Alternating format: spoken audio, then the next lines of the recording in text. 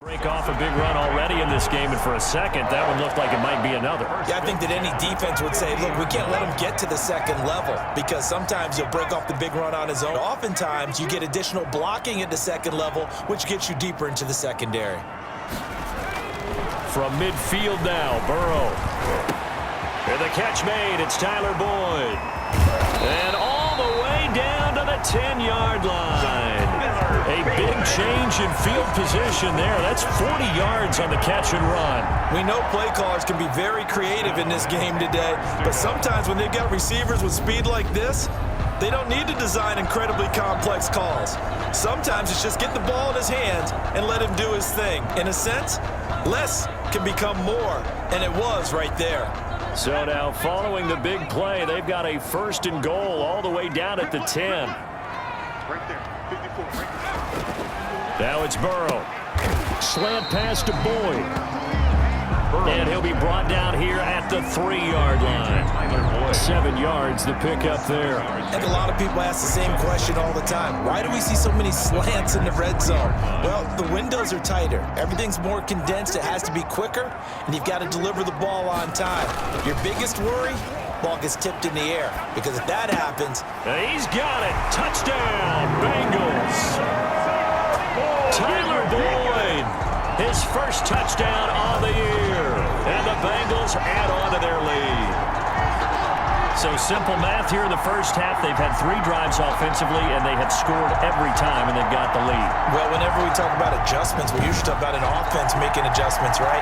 This is all about the defense. They've got to figure out some way, somehow to slow them down. Do they blitz a little bit more? Do they play more zone coverage? Right now, they don't know where to go because they're hitting them in every direction. And the lead opens up now to 22 points. So the drive there took 6 plays, and it ends with a Bengals score. 49ers, nothing.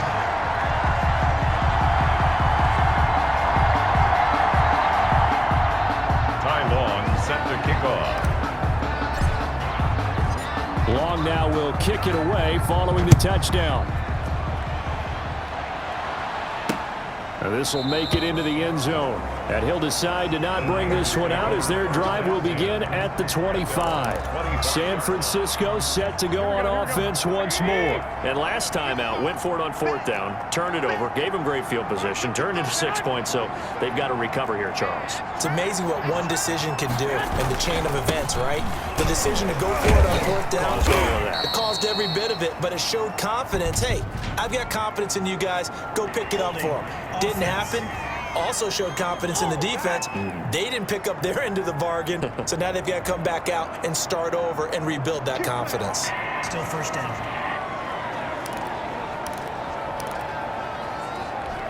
Here we go. Like 20. And we've hit the 2-minute mark in this first half of action.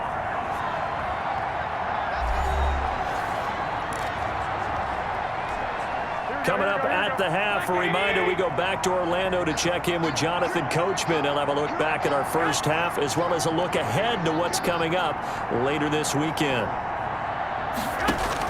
A shotgun snap for Garoppolo.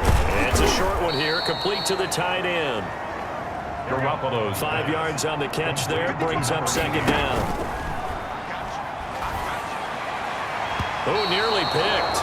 Almost intercepted, but he couldn't hang on, and it's 3rd down.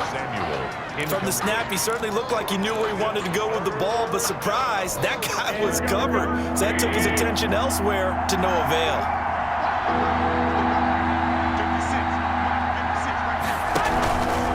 On 3rd down, here comes Mostert.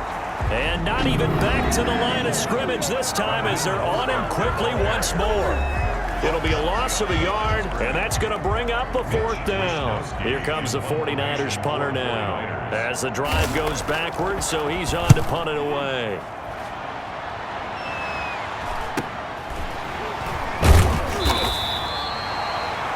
It'll be a net of 39, 41-yard punt, 2 on the return. And possession will switch hands, 1st and 10. Joe Mixon and the Bengal offense ready to go back to work. First month of the season, those numbers pretty solid. Does he continue that? I think so, because when you come out of the gate this strong, that means that you have planned for it and you like the results that you're getting. So I wouldn't have any doubt that the head coach, offensive coordinator actually called. Into double coverage, and it's intercepted. Picked off by the safety, Jarquiski Tart. Burrow's pass intercepted. That was just one of those interceptions from our perspective here. We got a good view at the 50-yard line mid-level that quarterback and receiver were not on the same page. Just by his reaction, I'm talking about the quarterback, he expected something different from his receiver. Whether he expected him to break in, out, deeper, shorter, they'll determine that on the sideline. But bottom line, you could see that he thought he'd be in a different spot, except the defender was not his intended target.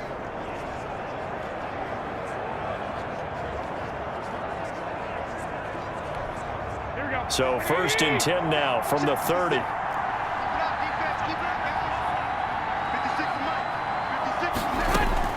So after the INT, it's Garoppolo.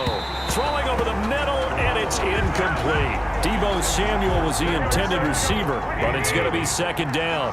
Jesse Bates on the coverage.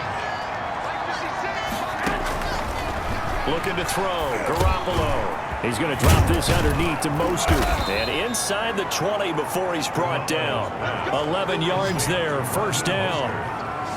And I don't think there's any question that this offense is going to need to hit on a few more plays like this. It's been a difficult first half for them, to say the least. And I do believe if they want to get back in this game, they need to start right now. It's kind of like making adjustments. If you try and wait until the half, it's probably too late. They need to get going right here. Throwing on first is Garoppolo. Looking for Ayuk, and he's got him. Now San Francisco going to call their 2nd timeout as the clock will stop with 55 seconds to go until halftime. 4 yards on that last completion, so that sets up 2nd and 6. Again, they'll throw with Garoppolo. Completes it to the tight end, Kittle. And he can't quite get there. Tackled down at the 1. Now the Bengals going to signal for their 3rd and final timeout as the clock's going to stop with 47 seconds to go in half number 1. They'll try and run for it on 1st and goal. And not able to break away this time as they're going to stop him right around the line of scrimmage. This defense is really flown around in the first half. They've gotten to the ball carrier before they can really get started. Offense got to come up with something else in order to try and get this running game going. Back at the 2 now. Here's 2nd and goal. To throw, it's Garoppolo. And he hauls it in the end zone. Touchdown, San Francisco. Deebo Samuel, his 2nd touchdown on the season. And the 49ers make some inroads here on that deficit.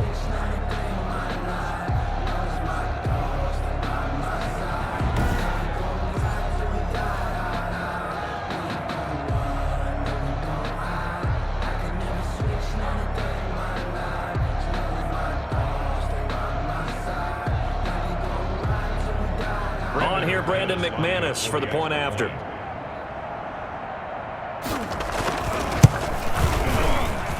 And it's good. It makes it 22-7 now. That time a 6-play drive. And it's polished off by a touchdown for San Francisco.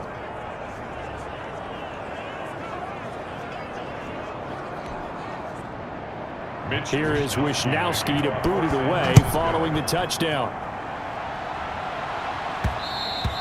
And that one will bounce out of the back of the end zone, so we will start here at the 25. Joe Mixon and the rest of his offense making their way back onto the field. It may just be the 2nd quarter, but he's in his zone, well on his way to eclipsing that 100-yard mark. And when a back has a game, as we're witnessing right now, his name's going to be in the books, but it's really a collective deal, isn't it? Because that means he's getting plenty of blocking, a lot of help from his teammates, but he's making the most of it. Yeah, he's made the most of it to this point, and almost intercepted.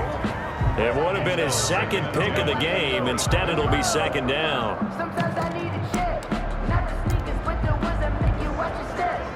You change your name, how about your respect? Give it more than what I get, expecting up the back. In fact, I'm not sitting down with my account instead I got.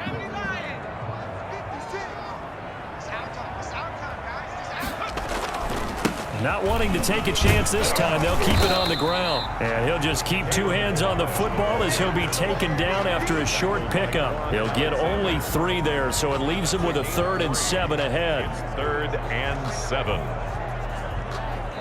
So we reach halftime in what's been a fairly one-sided game so far. As we'll send you down to Orlando, we check in with Jonathan Coachman for our EA Sports Halftime Report. Coach. Okay, Brandon, Charles, thanks very much. Welcome in, everybody, to our EA Sports Halftime Report. Let's take a look at what we've got on tap as we wrap up the first quarter of the NFL season. Some good games to look forward to in the early window, especially the one in Baltimore. A big one coming up for the Ravens as they get set to match up with the Seattle Seahawks. In the late afternoon games, the place to be might very well be Denver, Colorado, where it'll be the Broncos taking on the Pittsburgh Steelers. And then finally, a good one on Sunday Night Football between the LA Rams and what equates to be a very tough opponent. Meanwhile, in our game, it's been a back-and-forth first half. Who can put it together in the second half? For the answer, we turn it back over to our broadcast team of Brandon Godden and Charles Davis. All right, Coach, thank you, and we welcome everyone back for quarter number 3. The Bengals set to receive. They have the lead and the football to begin quarter number 3. Taking it about the 1. And up to about the 26-yard line, just across the 25. At their own 26-yard line. So here are the Bengals set to take over. They're on a 3-game winning streak, and right now looking good in this one as well. Burrow going to lead up the Bengals here 1st and 10 at their own 26. He's back to throw here to start the drive. That ball caught. It's Mark Andrews, the tight end. 5 yards on the catch there, brings up 2nd down. Well, they're unable to convert that into much, but it's never a bad idea to try to get the ball into a tight end of his caliber's hands and see what kind of disruption he can cause. 2nd and 5 after the 5-yard completion on 1st down. A toss left, Mixon, and that'll hurt the average a bit as this time they're able to get him behind the line. It's a loss of 4. Now 3rd down. And plays like that are exactly what this defense needs here early in the second half to give it a little spark. I think their halftime adjustment, what they talked about, maybe it was just a little inspirational speech. Who knows? But looks like they're ready to go. Flushed out right. He may try and run for this. And he'll be out of bounds across the 30-yard line. He'll wind up getting 4 yards there on his own, but it also brings up 4th down. Okay, he's not going to get the 1st down, but this is still a nice job of buying some time and then running to get to the sideline and get out of bounds and avoid the big hit. Oh, this is off the side of his foot. And where will this be spotted? The side judge says it went out just across midfield. Here's a look at the 49ers offense as they make their way out for their first possession of the second half. And, Charles, they trail by a couple of scores, but if they could put a good drive together here, it'd go a long way toward getting them back in this football game. And if you're looking at a checklist of things that they need to do in the second half, job number 1 was getting a stop, wasn't it? So, big check right there. Now they want to see if their offense can build on that momentum. Once again, it's Mostert. He'll get about 4 here, down to the 43-yard line. Sometimes with the running game, you just got to stick with it. Look, it's the 3rd quarter, no time to panic. But that also doesn't mean you just do it the same way you've been doing it the entire ball game. Maybe change up some blocking assignments. Blitz coming, and down he goes. Now, we talk about players blitzing all the time.